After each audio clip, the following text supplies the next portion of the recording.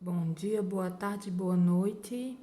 Vamos lá estudar cinética química. O que estuda a cinética química? A cinética química é o estudo de reações químicas, das reações químicas que acontecem. Essas reações são transformações que acontecem na matéria, transformações da matéria. Quando a reação química acontece, nós vamos ter a formação de equações químicas. Nessas equações químicas, existem inicialmente reagentes que vão sofrer colisões, que vão produzir, vão gerar os produtos que são substâncias diferentes daquelas que existiam no reagente. Por exemplo, eu tenho reagente A mais o reagente B, que forma os produtos C e D. Ou seja, eu tenho aqui uma reação química que está sendo mostrada através de uma equação. Lembrando que a equação, ao final, ela tem que estar balanceada. Então, a gente vai lembrar um pouquinho do assunto chamado balanceamento das equações. Continuando, a gente tem aqui um exemplo, a combustão do metano. O metano é um gás encontrado acima de jazidas de petróleo. A fórmula desse gás é CH4. Quando o metano reage com o gás oxigênio, vai acontecer a formação de quê? Gás carbônico, que é CO2, mais água. Uma coisa importante que nós devemos saber é que na natureza, aqui a gente tem o metano em estado gasoso, o oxigênio também em estado gasoso, certo? Vai formar gás carbônico, estado gasoso, e água em estado líquido. Nas equações também aparece assim os estados físicos em que as substâncias estão. Então, como eu havia falado, o metano no ar, por exemplo, em locais em que existia antigamente lixões, Se por acaso as substâncias, formarem, com o tempo elas formam o gás metano, com o passar de muitos anos, esse gás metano, se tiver alguma infiltração lá naquele espaço, esse gás sair para a atmosfera e se unir com o gás oxigênio, vai haver combustão do metano, então vai haver explosões, certo? E aí a gente está observando o quê? Que essa equação não está balanceada.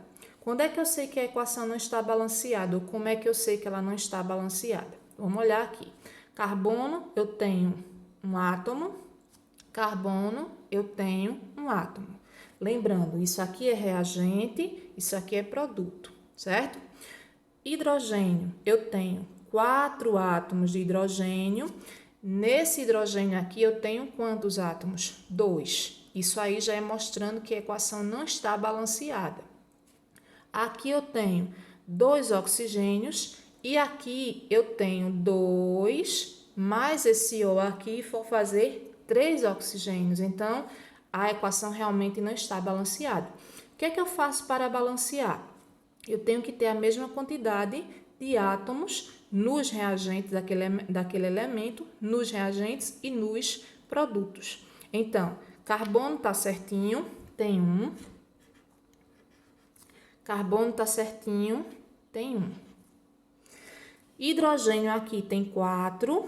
Hidrogênio aqui tem 2. O que é que eu posso fazer para esse hidrogênio formar 4 como esse que está aqui? Eu vou colocar 2 aqui. Esse 2, ele vai ser chamado dentro do estudo da reação química de coeficiente estequiométrico. Esse nome, esse palavrão todinho. Então, esse número grande que aparece aqui é chamado de coeficiente estequiométrico. Quando eu vou multiplicar, 2 vezes 2 dá 4. Então, o hidrogênio aqui, 4. E o hidrogênio aqui, também 4. Ou seja, os hidrogênios estão balanceados, os carbonos estão balanceados. Vamos ver agora o oxigênio. O2, 2 átomos aqui, e aqui nós temos 3 átomos. o que é que a gente pode fazer? 3 átomos? Não, peraí, vamos olhar. No momento em que eu multiplico esse 2 por hidrogênio, eu também estou multiplicando por oxigênio. É igual aquelas continhas lá, expressões de matemática. Então, 2 vezes 1 dá 2. Com esse 2 daqui, forma quanto? 4. Então, eu somo aqui oxigênio desse com oxigênio desse. Então, se eu multipliquei 2 vezes 1, eu vou ter 2 oxigênios aqui, certo? Não vai ficar aqui em cima, não. É só para a gente saber, para a gente lembrar. Esses 2 oxigênios aqui com esses 2 oxigênios aqui formam quanto? Forma 4. Então, hidrogênio, o oxigênio aqui vai ser 4. E aqui o oxigênio está 2. O que é que a gente pode fazer?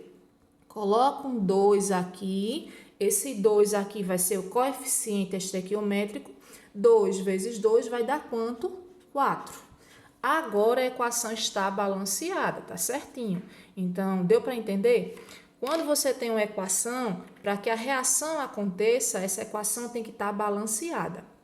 Então, para que a reação química aconteça, existem algumas etapas que ela precisa passar, ou que os reagentes precisam passar. Esse processo é chamado de teoria das colisões. Quando eu falo em colisão, eu estou falando em colidir, em bater, em se chocar.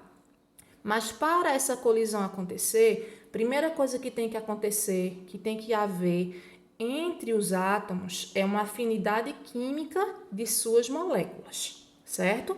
Então, o que é afinidade? São características semelhantes que vão atrair uma substância da outra, uma molécula da outra. Então, exemplos que a gente vai ter dessa afinidade química tá aqui, ó. O ácido, ele reage com a base. O ácido tem afinidade com a base, o que vocês estudaram para quem é terceiro ano lá no primeiro ano e para quem é segundo ano lá no primeiro ano também, que são as funções inorgânicas. Então, ácido se junta com a base. E aí, ó, aqui eu tenho os reagentes, o ácido e a base. E esses reagentes, quando colidem entre si, quando se juntam, né, eles vão formar 2 produtos, que vai ser o sal e vai ser a água. Ou seja, aqui nós estamos vendo entre o ácido e a base a afinidade entre as moléculas de ácido e entre as moléculas de base, formando o sal e a água que vão ser os produtos, certo? Continuando. Aqui a gente vai ter outro exemplo de afinidade entre as moléculas. De que essa afinidade entre as moléculas? De um agente oxidante que reage com um agente redutor. O pessoal do terceiro ano já viu que oxidar e reduzir é o que a gente estuda em eletroquímica.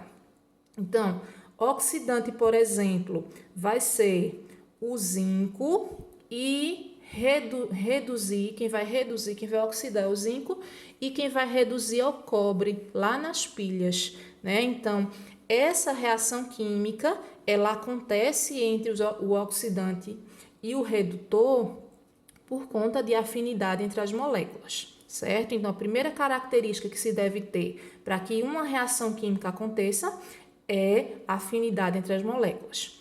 Segundo ponto, para que a reação química aconteça, teoria das colisões. Então, para que a reação aconteça, deve haver o contato entre as moléculas. Como assim? Aqui eu tenho, ó, isso não é um 8 não, certo? São 2 moléculas do elemento iodo e 2 moléculas do elemento hidrogênio. Gás, aqui hidrogênio e gás iodo, certo? O que é que vai acontecer? Teoria das colisões. Quando eu tenho aqui o iodo e aqui o hidrogênio, certo? Só para a gente diferenciar um do outro. Iodo 2, hidrogênio 2. Quando eu tenho, da forma que está aqui, que eles colidem entre si, que acontece uma colisão entre essas 2 moléculas, né, entre esses duas substâncias, certo? O que é que vai acontecer? Isso aqui que está no meio, que são as ligações químicas que estão entre hidrogênio e entre iodo, elas irão se romper. Então, vamos dizer que eu tenho aqui iodo, iodo. Quando o iodo, as moléculas de iodo, se chocam com as moléculas de hidrogênio, essas reações que estão, essas ligações que estão aqui, ó, aqui eu tenho a ligação dupla, aqui eu tenho a ligação simples. Quando eles se chocam, essas ligações deixam de existir. E aí vai haver o quê? Vai haver a junção do hidrogênio e do iodo, certo? Então, isso vai acontecer quando acontece a teoria das colisões, quando a colisão ela é correta, quando fica assim, ó, um no mesmo nível do outro. Só que essas colisões podem ser do tipo choque efetivo, que foi o que eu expliquei a vocês aqui, mas pode ser o choque não efetivo. Então, vamos dizer que as mesmas moléculas estejam aqui, eu tenho iodo e eu tenho o hidrogênio.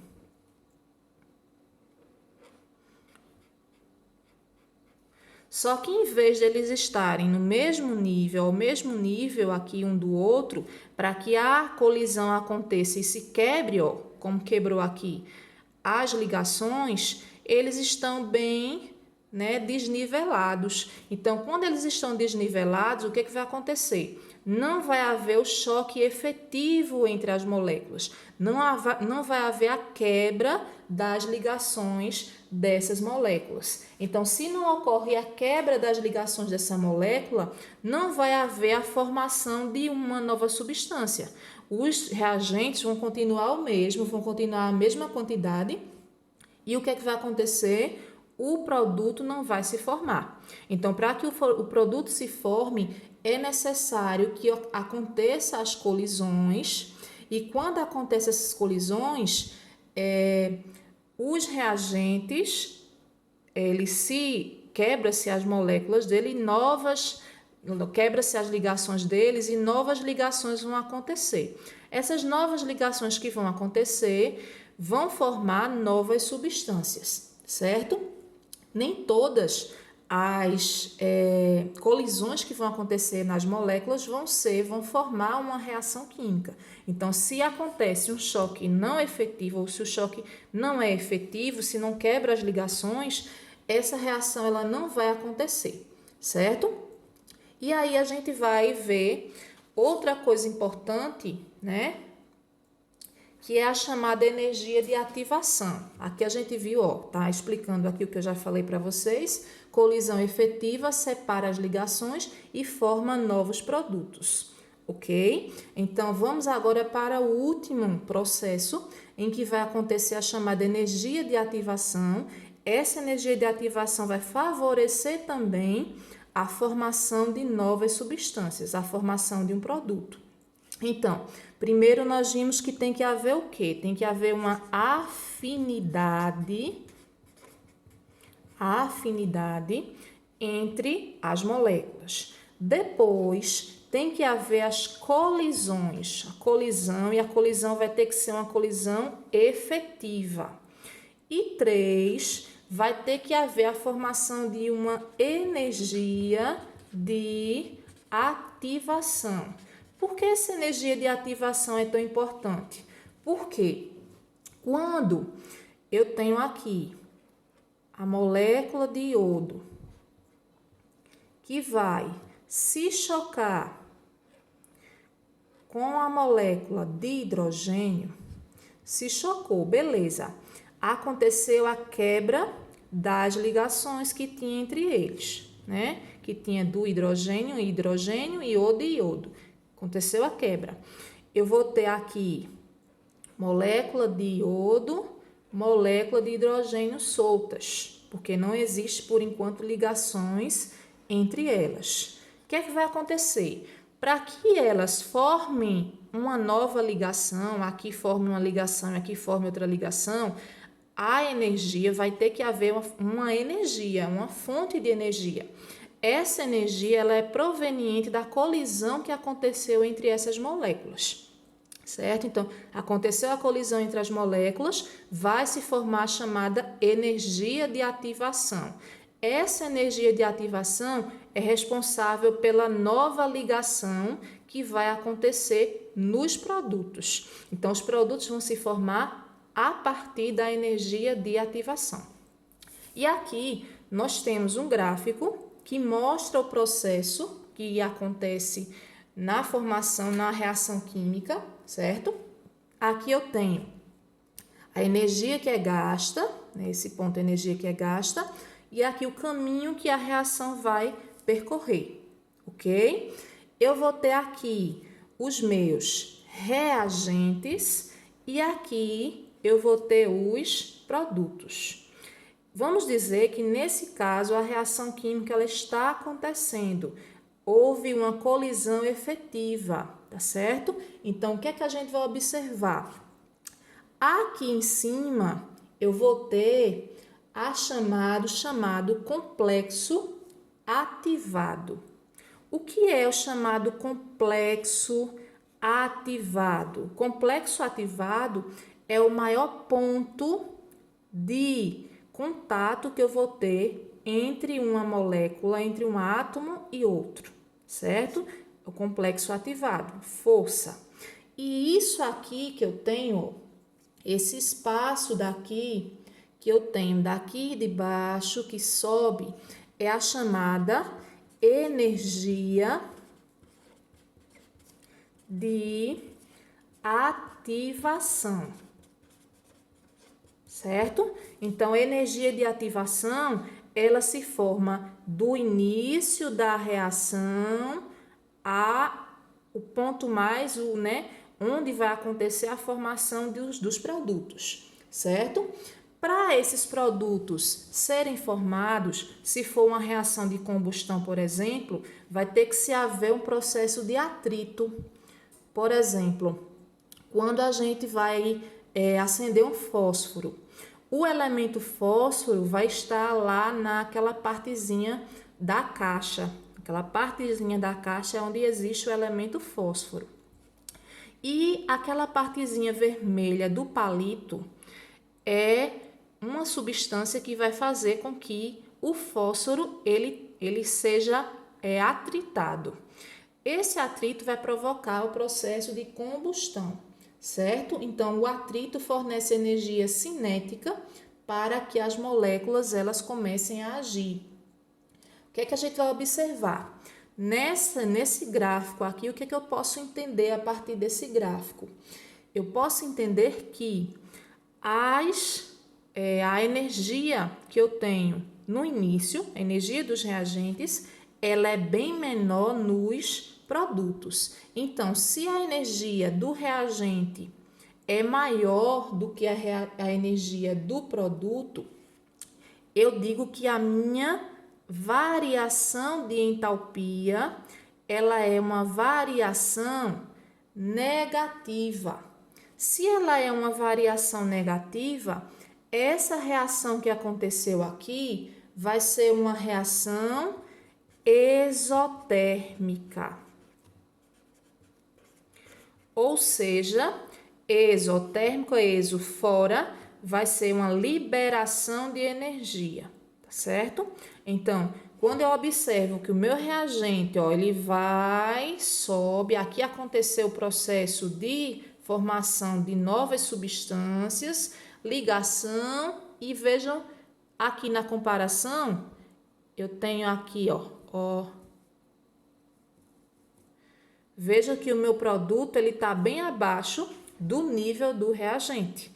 Então, essa reação é uma reação exotérmica. Aqui a gente já vai ter uma reação diferente, certo? Reação também, uma reação exotérmica. Por quê? Aqui ela está mostrando complexo ativado, a energia de ativação. Então, complexo ativado é isso aqui, ó. No momento que acontece essa formação aqui, a formação de novas substâncias, né? É a quebra das ligações e a formação de uma nova ligação.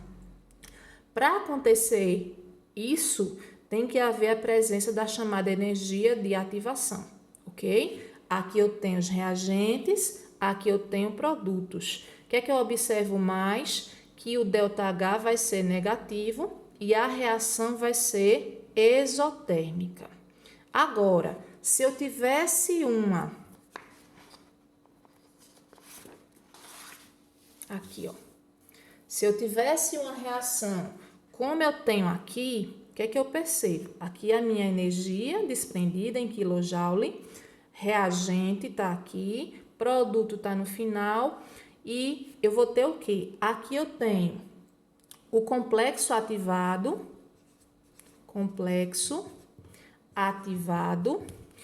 Aqui, esse processo todo é a chamada energia de ativação, ok? E isso aqui que está acontecendo, percebam que a energia do reagente vai ser menor do que a dos produtos. Ou seja, em vez do produto cair, o produto subiu. Então, se o produto subiu, a seta vai ser para cima, a variação de entalpia é positiva e é uma reação endotérmica. Quando eu tenho uma reação endotérmica, endo é dentro. Então, endotérmica, vai haver o quê? Vai haver uma absorção de temperatura, certo? Nesse caso aqui, em que a energia do produto é maior do que a energia do reagente, vai haver uma reação endotérmica. Positivozinho, certo? Na endotérmica acontece a absorção. Em outro vídeo que eu vou fazer, vai dar continuidade à questão da cinética química.